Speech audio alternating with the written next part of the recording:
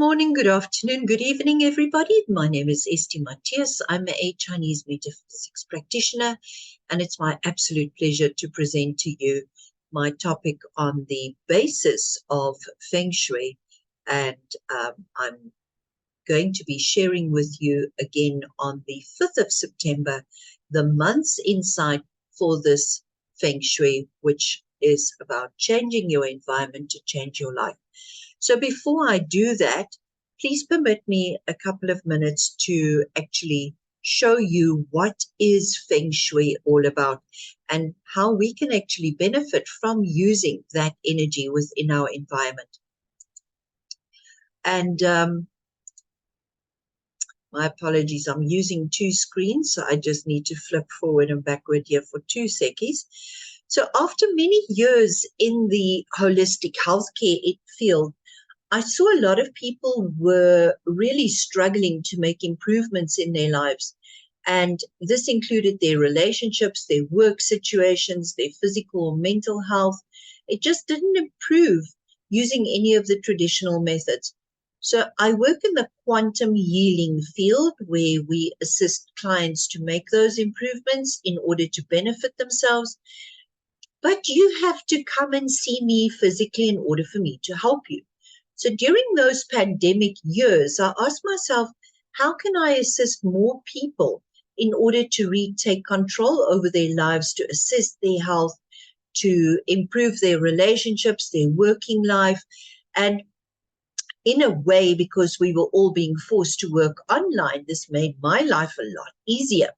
So without any further ado, let me start sharing my slides with you and show you how you too can use your environment to improve your life.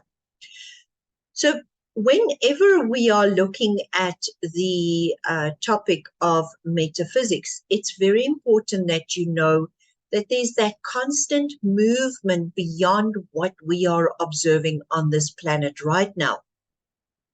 The Earth is rotating around the sun in an orbit. It's spinning on its axis. And as it moves and rotates and spins through those heavenly realms, it comes into closer or further contact with other planets who are also exerting their power, their strength, their influence onto the earth plane where we are living, where we are working, where we are playing, and where we are learning. So this in turn is going to have that influence on us as humans. We also have buildings, we have time, we have people to contend with, and all of those factors need to be taken into account when we are determining our own life force or Feng Shui energy, which is available for us during any period in time. So all of that can be seen as the heavenly realm or the heavenly stems. And the earthly realms or the earthly branches that is seen as a more quicker way for us to connect with is in Chinese metaphysics referred to as the earth plane or the earth plate, and is classified in animal sides. So us as humans, we would be seen as the man factor. Together, these three factors is known as the cosmic trinity. So every one of these planets that is constantly moving is happening within the heaven plate, and we are feeling it on the earth plate. So these are just my little caricatures about some of the qualities that these other planets can have on us. Stuff that I am conscious about, my ego, my personality, can be seen from the energy that I am able to harness from any of these planets as they are constantly rotating. And my habits, my emotions, my subconscious pattern can be seen more from the lunar calendar side. So in Chinese metaphysics, we use the solar and the lunar calendar in different ways. But each one of these planets will have a direct action that we can actually utilize in order to help us to stay curious, have better harmony, face challenges differently, to be able to grow and to regain stability or order back into our life. What we are not very often aware of is how these changes and inspirations affect us on a bigger level, on a we level.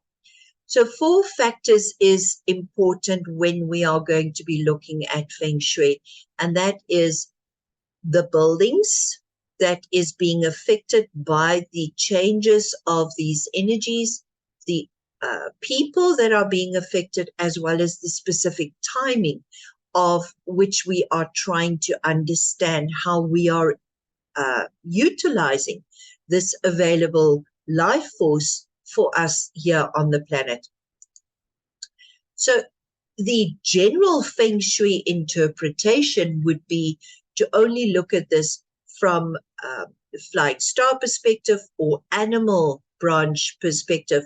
And that is because the animals were used as an analogy by the traditional masters many, many thousands of years ago in order to try and explain the actions from the planets onto people who were basically illiterate or unschooled in the arts of utilizing the elemental actions from the planets. I know it sounds like a lot of stuff, right? But actually, it is very easy when we are going to be using our own floor plan to be able to see that. So I'm going to walk you through a couple of steps how you can use that to your benefit.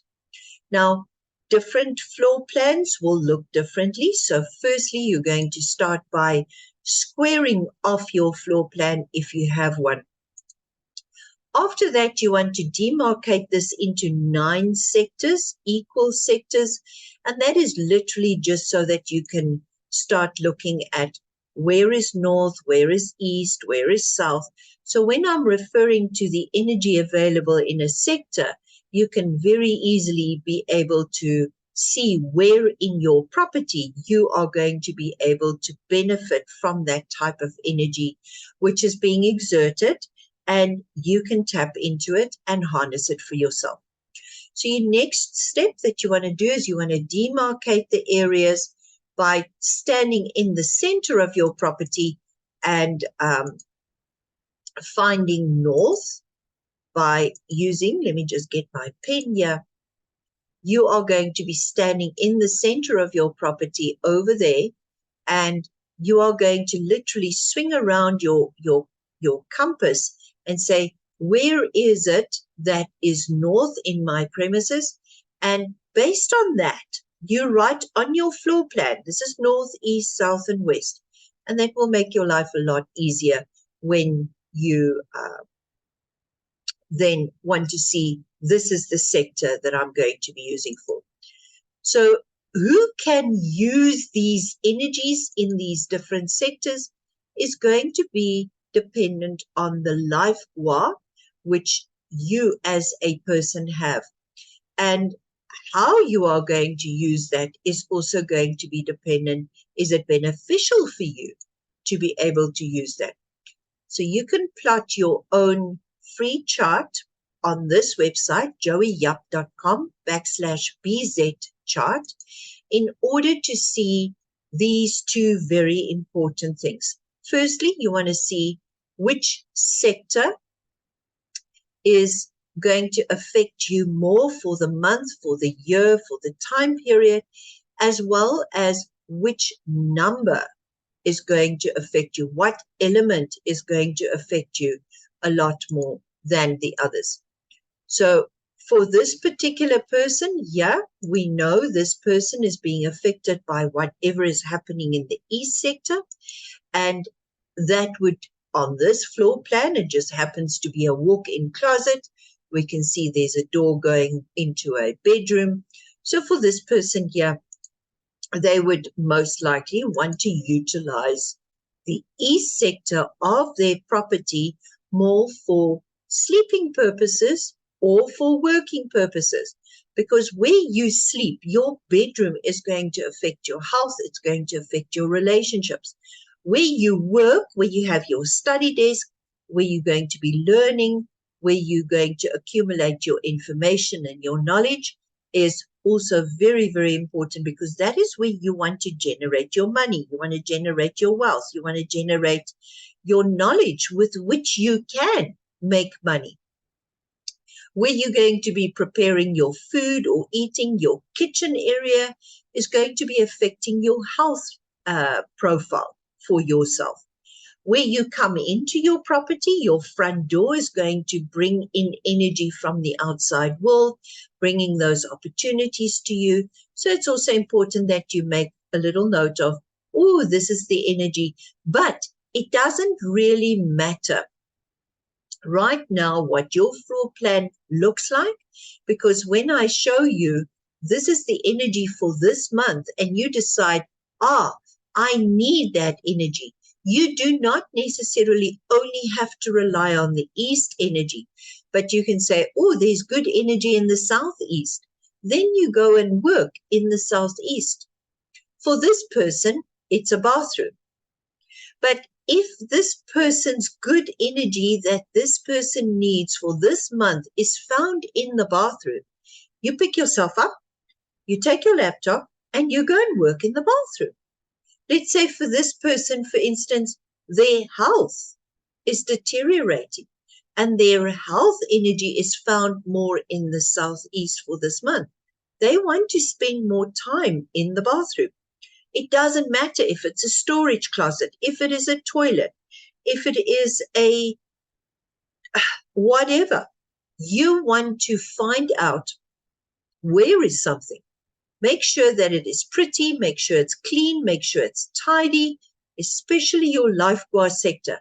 For this person, their life course sector is the east. So in case your sector is the west or the northwest or the north, you want to make sure that that particular sector is neat, it's clean, it's tidy, it's able to receive energy, and it's able to be utilized by you. Now, you cannot just go and sit there and say, I'm using the energy. You have to actively be involved in that which you want to use the energy for. You do 50%, universe does 50%, and you have a better available energy resource for you to use. So I showed you that, and I showed you that. So when it comes to flying stars, it is important that you know that there are 81 different configurations of how flying stars can present themselves every single month. Change also happens on a daily basis. So if you are going to be chasing a particular star every single day, and when I'm talking about star, I'm talking about chasing that particular energy. If that is your aim, you want to make sure, where is it today? Where is it this month? I wouldn't suggest doing it for every day. I would suggest for the month, you're going to look at where is that energy that is available that is going to enhance my relationships, my education, my health, my resources for my career, my resources for my business, for excelling in jobs, upskilling yourself, enhancing your relationships. You want to make sure that in that sector, there are positive landforms. And what positive landforms literally means is when you look out the window, when you look out the door, you want to see either a mountain for stability, or you want to see a beautiful scenery. I have gone to Feng Shui audits where people in an office building will look up against the gray wall of the building across from them. And then they say to me, is this bad Feng Shui? If there is a window, the window can receive positive chi. If there is nothing and you are only being surrounded by an environment which feels oppressing, that energy of feeling oppressed is going to show up in your health profile. It's going to show up in your emotional profile. It is going to show up in your mental profile. How you think about things, how you interact with people can become doomy and gloomy and feel oppressive to you. So if that is the case, there is something referred to as hybrid Feng Shui. So you can align your laptop or your computer screen, for instance, to a more beneficial energy, which will benefit you far more. Landforms, as I said, is mountain and water, and Sha Qi can refer to anything which is sharp, which is like an electrical pylon, electrical wires, a lamppost. A wind gap is literally the gap between two buildings. That is an absolute no-no. If you are looking outside your window and you are looking through two buildings on the side, please move your chair so you do not see it. You can put something in front of that window or drop down a blind. It will not take away the factor, but it will stop it exerting so much of the pressure on you. Now, there are many different ways that you can approach Feng Shui, but just by saying that you are going to put a frog on your table and that is going to bring you good luck and it's going to bring you money, you are staring against something which is not effective because it is a plastic resin animal. Yes, it might serve as a visual reminder for you that you have to take something and you have to make something in order to produce that wealth. Whether that is your energy, whether that is your time, whether that is your resources, whether it is your skills, that is where you generate an income, wealth, money, relationships from.